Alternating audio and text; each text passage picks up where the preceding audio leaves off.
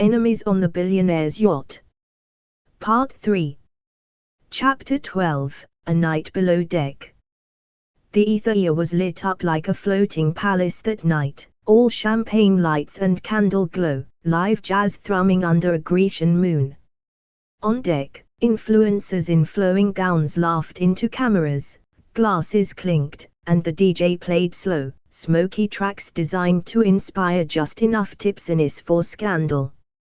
Zara stood by the bar, watching Archer from across the crowd. He was wearing a white dress shirt, sleeves rolled, top button undone.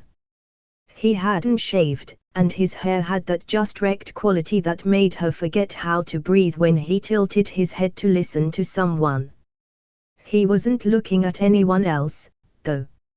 He was looking at her. And this time, neither of them was pretending. The music changed. The air turned warmer. Thicker. She walked away from the crowd. Down the deck. Past the glass railing and into the interior corridor, without saying a word. She didn't need to. Moments later, she heard his footsteps behind her. They ended up in Archer's private cabin, the one he'd always kept locked. The one she'd never dared enter. It was larger than her apartment.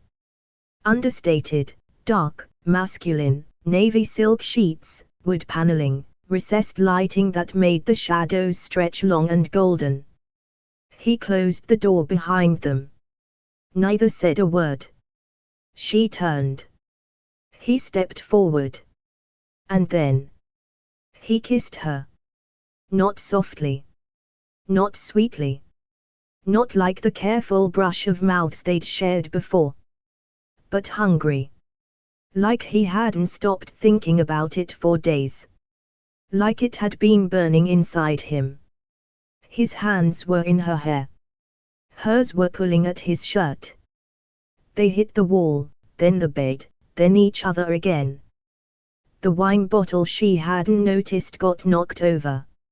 Red spilled across the marble floor. He lifted her onto the dresser, then carried her to the bed, kissing her between every breath like he couldn't stand the seconds between touches. Say stop, he whispered once. Don't you dare, she breathed. Silk sheets tangled around them. Clothes disappeared. And what happened next was not glossy or camera ready. It was messy, hot, and real. They didn't fake it. Not 1 second. And when he finally pulled her close, their skin slick with heat and breathless exhaustion, he whispered something against her shoulder she barely heard. You're the only thing on this yacht that doesn't lie. She didn't answer.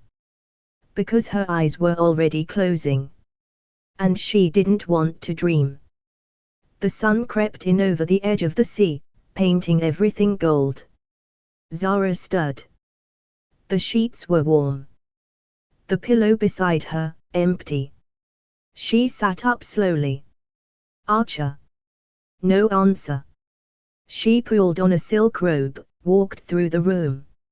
Nothing. The clothes he'd dropped were gone. So were his shoes. So was he. On the bedside table, a folded note. Her heart slammed against her ribs as she opened it. Just 2 words, scrawled in his sharp, impatient hand. I'm sorry. Zara dropped the note. The sheets still smelled like him. Her skin still remembered every place he touched. But Archer Blake was gone. And this time, he might not come back. Chapter 13, Zara unfollowed. Zara sat alone at breakfast, in sunglasses far too large for the cloudy morning. She hadn't eaten. Couldn't. The ring, the fake but starting to feel real engagement ring, was gone from her finger. Her hand felt bare. Cold. Her skin still remembered the press of Archer's mouth. Her body still hummed from last night's fire. But he hadn't come back. And now the ship was buzzing. The crew pretended not to watch her. The other influencers whispered in their oversized floaty hats. One of them, a smug blonde with a collagen deal, whispered loud enough for Zara to hear. Maybe he got what he wanted and bailed. Classic tech bro move. Zara stood so quickly her chair scraped the teak. But before she could flee, a producer walked up with a bright smile. Hey, babe. Your couple stream starts in 10. Head to the spa deck for a reaction segment. She stared. You want me to film a reaction to being dumped? We don't say dumped. We say narrative twist. Just be real. Be raw. The fans love heartbreak. Get out of my face. She walked away, but not toward the spa deck. She had one place left to check. She found Archer by the navigation rail, above the engine deck. Alone. Staring at the sea like it held answers he couldn't reach. He didn't hear her at first. You left, she said. He turned. Just barely. His expression was unreadable. Blank. Business mode. I had to take a call. For 7 hours. No answer. You're not even going to talk to me. There's nothing to say. That one landed like a punch. She swallowed hard, stepped closer. You spent the night with me. You kissed me like you meant it. And now you can't even look me in the eye. Still nothing. She reached for his arm. He stepped back. Don't. Why? What are you afraid of? He looked past her, eyes hard. This was never about feelings, Zara. Then what was it? Before he could answer, his phone buzzed. He stepped away to take the call. She turned to leave, but paused. She heard him speak. Yeah. It's handled. She's not a risk anymore. No. Of course not. It was always just business. The world dropped out from under her. Her throat went dry. And, worst of all, one of the drone cams above them rotated, catching her expression. Wide eyes. Stiff jaw. Broken heart. The clip went live within minutes. By noon, the cruise and app had a new headline. Such a split, was it all for PR? Did she fall for a lie? Is he the villain or the victim? She deserves better. Maybe she knew it was fake and played along. Her DMs exploded. Some fans were heartbroken for her. Others called her a fake. Some asked if it was part of the script. But Zara didn't read most of them. Because by 2 p.m., she was in her suite, suitcase open on the bed, throwing in clothes without folding them. Cassie knocked twice. You okay? Do I look okay? Cassie didn't answer. Just helped her zip the bag. She stood by the glass door, looking out at the horizon. The sea was calm again. Deceptive. She pulled off her mic. She turned off her phone. She tossed the Cartier ring on the nightstand and whispered. You don't get to break me and keep a peace. Then she wheeled her suitcase to the guest dock. And left the deck before anyone could stop her. Chapter 14, The Hacker Reveal. Zara had barely touched land in Santorini. She stood on the whitewashed steps above the port, her suitcase beside her, the sea glistening cruelly bright below. The yacht, Aegean, looked small and serene from this far away, like it hadn't just turned her life into a televised betrayal. She should have felt relief. She didn't. The air smelled like honey and salt, the sun warm on her bare shoulders, and still, she felt frozen. She pulled out her phone. It was still off. For a moment, she hovered over the power button. Then, against her better judgment, clicked it on. The screen lit up. And exploded. Within seconds, Zara's phone vibrated with over 100 notifications. Her cruise and creator account, hacked. The profile photo was now a glitched version of her face. Her bio had been changed to Queen of the Lie. #Zara exposed. The top pinned video.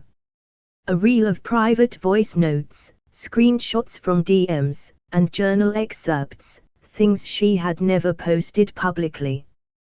Her thoughts. Her insecurities. Raw voice memos where she doubted her career. Confessions she never meant to share. Even a tearful recording from 2 weeks ago. What if no one ever really loves me for me? Now, it was being shared by thousands. Zara's stomach dropped. Her hands shook. The comments were vicious. This is like watching a breakdown in real time. She lied about everything. Faker. Her crying is so cringe. She opened her camera roll. Gone. Personal cloud. Wiped. Every draft she'd saved, scrambled. This wasn't a random hack. This was a takedown. And someone had access to more than just her socials. They had access to her. Furious, terrified, and numb, Zara wheeled her suitcase back onto the tender boat. Back to the thing she'd just escaped. The ether gleamed on the water like it was mocking her. She didn't stop to talk to the crew. Didn't knock. She marched through the corridor toward the media command center, where the ship's network was managed. Renzo was inside, surrounded by techs, watching code fly across a monitor. Why is my entire life bleeding out online? She demanded. Renzo spun. Zara, I swear, this wasn't us. The leak isn't coming from cruise servers. Someone's bouncing the signal internally. From on board, she hissed. Yes. The tech turned the monitor toward her. Highlighted in red, a repeater node, somewhere below deck. Whoever's doing this. They're here. On the yacht. And they've been in your account for days. Her throat went dry. How did they even get in? The tech hesitated.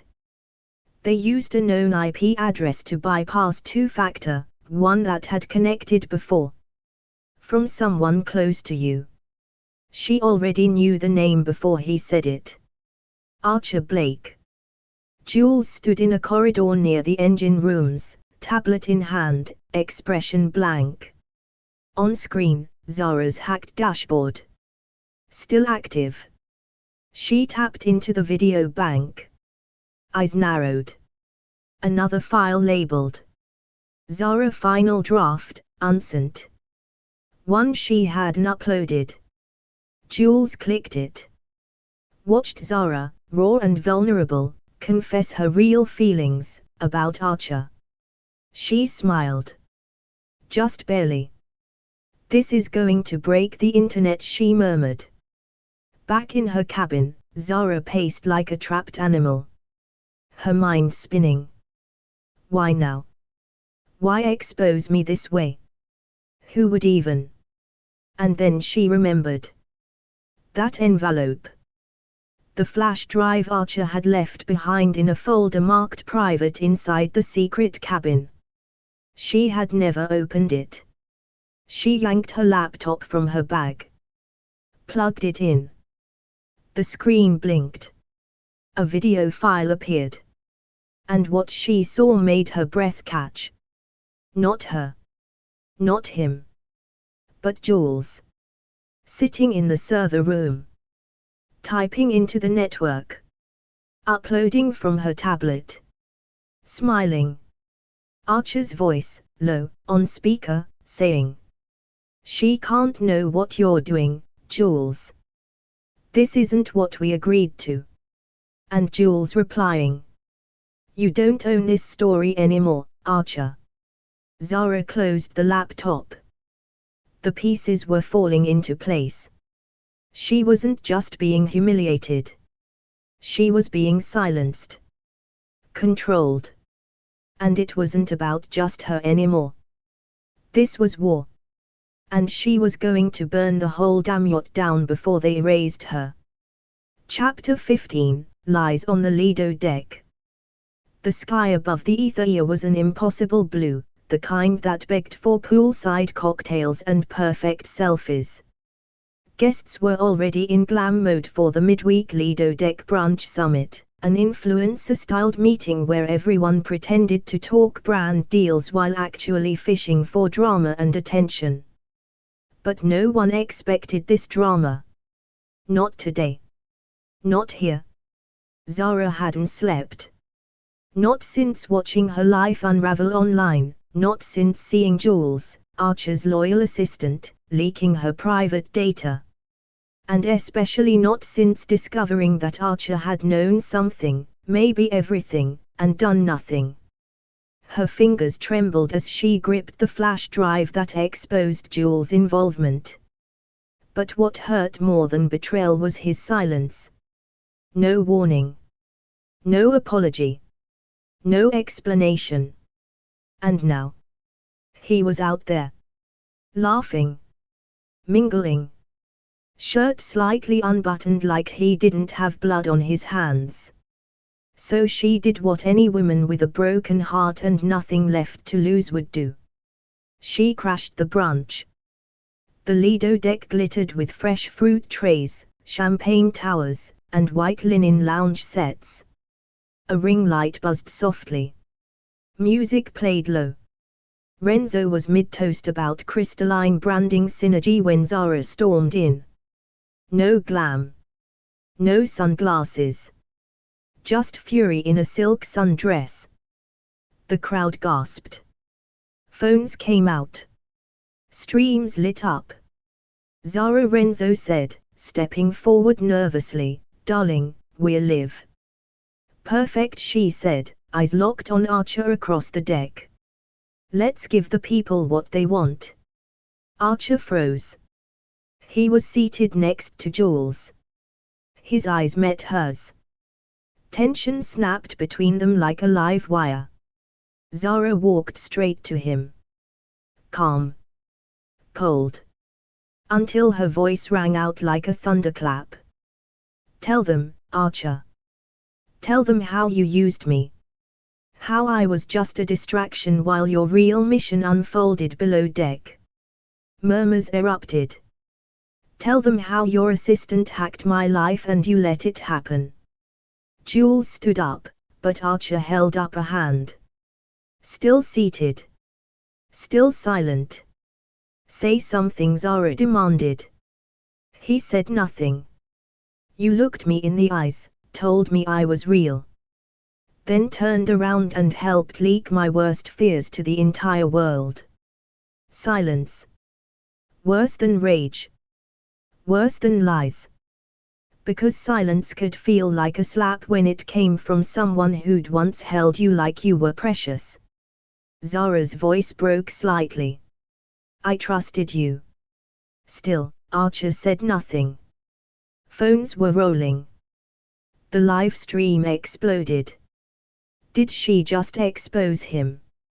"I knew it was fake. He doesn't even deny it." Zara stood there, humiliated, heart cracked wide open on camera. Then she turned. "I'm done." And walked off deck. The yacht had gone eerily quiet. No parties. No lights. Even the sea felt still. Zara curled up in her cabin, eyes burning from the tears she refused to let fall. Her suitcase was still half-packed. Her laptop still blinked with unread messages. But something new sat on the table. A flash drive. No note. No envelope. Just her name, written in clean, sharp handwriting on white tape. Zara. She picked it up slowly. Heart racing. Was it another betrayal? Or a confession? Only one way to know. She plugged it in. Chapter 16, The Real Reason. Zara hesitated for a long moment, staring at the flash drive in her hand. Zara, the label read in Archer's handwriting, sharp, efficient, masculine. A piece of him, now that the rest had gone silent. She plugged it into her laptop. One folder appeared. Open me. She clicked. Inside, 3 video files. 1 PDF. And a final voice memo. She opened the video first. The screen flickered to life with shaky footage, not of Archer, but of Jules. She was in the yacht's private server room, laughing to herself while duplicating files. The date stamp showed it was from 3 days ago. The second clip showed a bank transfer screen, hundreds of thousands of euros moved to an anonymous offshore account. A voice spoke over the footage. Archer, voice only. This is just one of dozens. Cyan Blue Holdings is laundering money through influencer contests and streaming platforms. The yacht isn't just a floating vacation, it's a mobile front. A honey trap. Zara's breath caught. Honey trap. Like her. The next clip showed a file marked, Target Asset, Zara Summers. An older man's voice narrated. Influencer reach. Emotional engagement metrics. High audience loyalty. Potential leverage via public meltdown. Consider for emotional manipulation trial. Zara's stomach turned. Her profile photo was on the screen. Beside it, archived footage from her past vlogs, her lowest moments, carefully tagged and sorted. She paused the video. Her fingers trembled. They'd never picked her because she was lucky. They picked her because she was vulnerable. It was titled Unauthorized Entry, File #Z017. Inside, line after line of cold, clinical data. But it wasn't written coldly. Subject, Zara Summers. Initial designation, soft leverage. Status, escalated. Unexpected emotional connection. Personal note, this was never supposed to happen. I came here to expose Cyan Blue. She was supposed to be a tool. Instead, she became the only honest thing in a sea of liars. I should have walked away the night we kissed. But I didn't want to. And now, she's in danger. Zara blinked fast. The walls of her cabin felt too tight. Her heart was racing. Her hands were sweating. Then she opened the final file. If you're listening to this, then I guess you've found the drive. I know what it looks like. I know I should have told you everything. But by the time I realized how deep you were in, how much you mattered, it was too late. I've seen what these people do to anyone who gets in the way. I couldn't let that be you. That's why I walked away. I thought distance would keep you safe. But I've been watching the fallout. And now I know I was wrong. I wasn't protecting you. I was protecting myself, from how much I care about you. There was a long pause. Then he said, voice hoarse. I'm sorry, Zara. I've never meant anything more in my life. Then silence. End of message. She stared at the screen long after the file ended. Tears slipped silently down her cheeks. It was the truth she needed. But it didn't stop the ache. He had left. For noble reasons, maybe. But he still left. She closed the laptop. And for the first time in days, she whispered his name, not like a curse, but like a wound. Archer. But she wasn't crying because she still hated him. She was crying because part of her still loved him. Chapter 17, The Breakup Live Stream. Zara sat in front of her vanity, alone in her suite, a makeup artist's dream tray laid out before her. Highlighter. Lashes. Fire-red lipstick. Cassie stood behind her, silent as she carefully twisted Zara's auburn hair into soft waves that fell down one shoulder, like a goddess ready for war. No crying, Zara said. If I cry, we lose the narrative.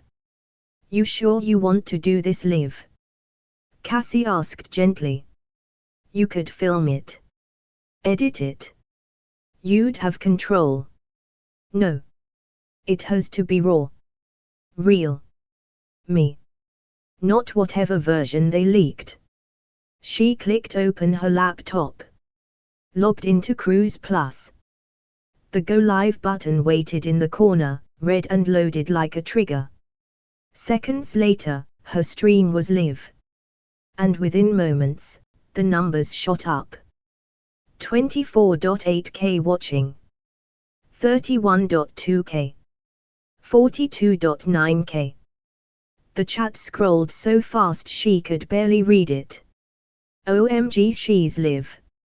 Is this about Archer? She looks like she's about to destroy a man. Zara smiled. Calm. Poised. Devastating. Behind her, soft lighting, a glimmer of the sea. She leaned forward. Hi, everyone. The chat exploded again. But she didn't falter. I want to thank you for sticking with me through everything. Even when I didn't know who I was anymore. Even when I didn't know who he was. A dramatic pause. The word he hung in the air like perfume. You've all been watching the story of Zara and Blake. Some of you thought it was real. Some of you thought it was fake. I'm here to tell you, it doesn't matter. Because I'm ending it. The chat froze. Then erupted. Wait, what? No, no, no, no, no. She's serious. I shipped them so hard. Is she okay? There was love. There were lies. There was silence when I needed truth. And I've learned something about silence, it's the loudest answer you'll ever get. So I'm not going to cry. I'm not going to explain every message that leaked, or every rumor you saw. I'm just going to say this. She looked straight into the camera. Unflinching. I loved a man who couldn't love me back in the light. And now. I'm done living in the shadows. She clicked off the stream. Silence. Final. Far above the deck, Archer stood in the shadowed bridge room. Screens glowed with ship diagnostics and navigation maps, but his eyes weren't on any of it. They were locked on a single monitor, her live stream. He watched it all. Every word. Didn't blink. Didn't move. Didn't speak. Behind him, Jules stood by the railing, tablet in hand, sunglasses pushed up on her head. She didn't look smug this time. She looked, almost pitying. You just lost the one woman who made you human, she said softly. Archer didn't respond. Didn't deny it. Because it was true. She wiped the lipstick from her mouth with the back of her hand. Not messy. Not angry. Just done. Cassie sat beside her in stunned silence. Zara turned toward the window, watching the sunset melt into the water like the last ember of a dying fire. Now what? Cassie asked gently. Zara exhaled slowly. Now I start over. Chapter 18, The Sabotage. It was nearly midnight, and the Aegean drifted silently off the coast of Naxos. The party lights were dimmed, the guests drunk or asleep. Only the hum of the engines and the occasional slap of waves against the hull filled the quiet. Zara lay in bed, staring at the ceiling. Her live stream breakup had gone viral, and she hadn't checked the comments since. What was the point? Everything felt hollow. Until the lights flickered. Once. Twice. Then black. Zara sat up in the darkness. Somewhere down the corridor, glass shattered. Then alarms began to blink, low, soft red glows along the floorboards. Another power outage. But this one felt different. Mechanical. Deliberate. Her heart hammered. She reached for her robe and phone. The Wi-Fi was gone. No connection. No messages could be sent or received. She tried the cabin door. It opened.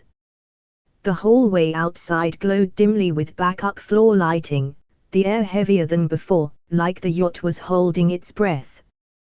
Then she heard the faintest sound. Footsteps. Slow. Steady. Not running. Hunting. She backed up into the shadows.